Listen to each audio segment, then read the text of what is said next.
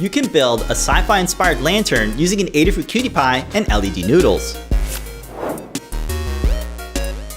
We 3D printed parts to build a container that showcases these flexible LED filaments. Each LED noodle is squished into these 3D printed holders and mounted vertically.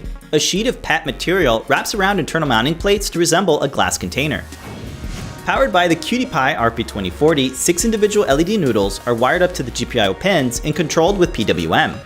The Cutie Pie snap fits into a small perma proto board, so it's modular and easy to swap for an upgrade. It features a latching push button with a built-in LED ring for turning the lantern on and off. There's also a print-in-place handle with a built-in hinge that allows it to swing back and forth. It's running off a cylindrical LiPo battery, so it's portable and will last for several hours.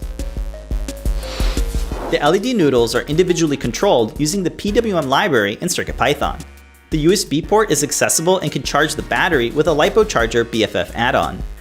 In the code, if the button is pressed, the LEDs slowly fade, and if the button is not pressed, the LEDs stay off. CircuitPython makes it easy to drive LEDs so you can quickly develop your next DIY project. The enclosure features parts that are 3D printed without any support material. 3D models of Adafruit parts are available to download on the Adafruit CAD Parts GitHub repo. To power LED noodles, you want to use a choke resistor to limit the current flowing from your power source.